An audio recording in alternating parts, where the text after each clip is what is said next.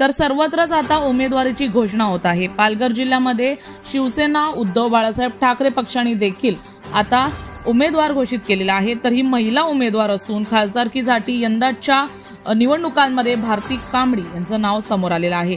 पालघर जिल्हा परिषदेवर 2 वेळा निवडून आलेले तसेच 6 वर्ष जिल्हा परिषद अध्यक्ष पदाची धुरा सांभाळणाऱ्या भारती कांबडी यांना शिवसेनेच्या ठाकरे गटाने उमेदवारी जाहीर केली आहे। पालघर नगर परिषदेच्या निवडणुकीत 1999 मध्ये अपयश आल्यानंतर खचून न जाता त्यांनी शिवसेनेतर्फे काम करण्याचे सुरू ठेवले। 2015 मध्ये वाडा तालुक्यामध्ये मांडा गटमधून तर 2020 मध्ये विक्रमगड तालुक्यातील तलवाडा गटमधून त्यांनी विजय संपादन केला होता। त्यानंतर शिवसेनेने त्यांना 2020 ते 2021 या 6 वर्षाच्या कार्यकाळासाठी जिल्हा परिषद अध्यक्ष पदाची जबाबदारी सोपवली होती। या दरम्यान कोरोना संक्रमण झाल्याने काम करण्यावर काही प्रमाणात निर्बंध आले असले तरी लोकसंपर्क कायम ठेवला होता। अध्यक्षपदाच्या कार्यकाळानंतर त्या शिवसेनेतून कार्यरत असून शिवसेनेतल्या फुटीनंतर त्यांनी उद्धव बाळासाहेब ठाकरे शिवसेनेतच राहण्याचं पसंत केलं। भारती कांबडी यांच्याकडे ठाकरे गटाचे महिला लोकसभा संघटक पद आहे।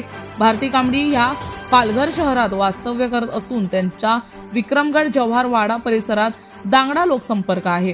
त्यांच्या उमेदवारीला जिल्ह्यातील काही सामाजिक संस्थेने पाठिंबा दर्शवला असून प्रमुख राजकीय पक्षातून अलीकडच्या काळात प्रथमच एक महिला खासदारकीची उमेदवारी देण्यात आली आहे। पालघर लोकसभेची जागा सन 2019 पासून शिवसेनेकडे असून शिवसेनेत फूट झाल्यानंतर अनेक स्थानिक शिवसेना नेते मंडळींनी शिंदे गटामध्ये प्रवेश केला होता।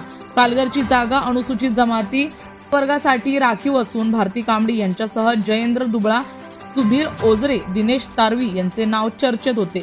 मात्र जिल्हा परिषदेतील अनुभव पाहिला असता भारती कांबडी यांनाही उमेदवारी देण्यात आलेली आहे। तर आता पहिली महिला उमेदवार पालघरमधून जाहीर झाली असून पाहण्यासारखं असेल पालघरमध्ये आता भारती कांबडी यांचा जयघोष होतो की यामध्ये कोणते बदल पाहायला मिळतात की पुन्हा एकदा भाजपा आपली बाजी मारते की बहुजन विकास आघाडीचा ठाव या ठिकाणी लागतो।